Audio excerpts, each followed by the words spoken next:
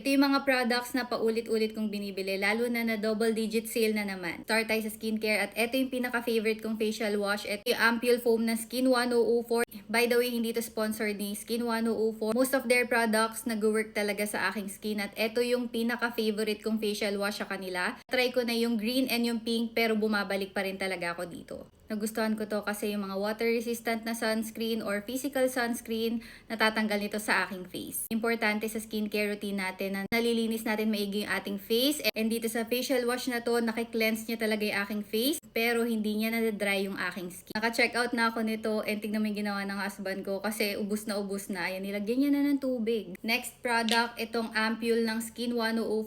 Lately, I've been using this Ampoule. Ito yung naubos ko na. Nagustuhan ko tong Probiotic Ampoule nila kasi talagang nakaka-moisturize to ng aking skin. Paggising ko sa umaga, plump and moisturize yung feeling ng aking face. And ito yung anti-aging line nila. And actually, kapag tinatamad na ako mag-skincare, basta ma-apply ko to, okay na ako sa aking nighttime skincare routine. Next product, itong Lux Organics Retinol Radiance Serum. Ito, ayan o.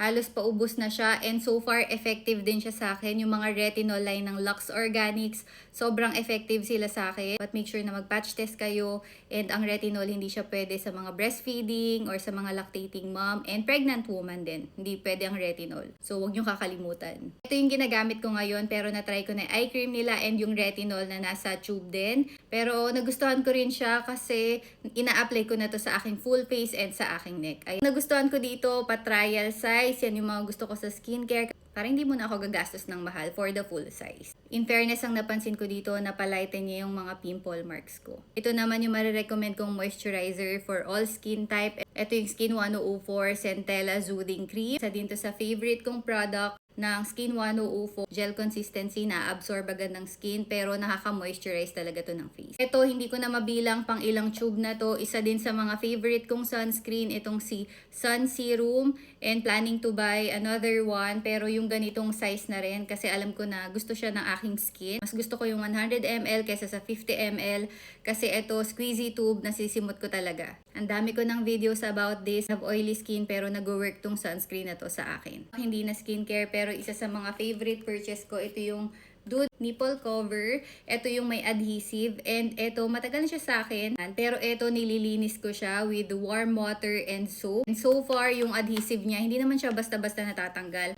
Hanggang ngayon makapit pa rin siya. Kaya sobrang favorite ko to kasi gamit na gamit ko rin siya. Since mahilig ako sa lipstick, hindi ko alam kung ilang lip products na yung na-try ko.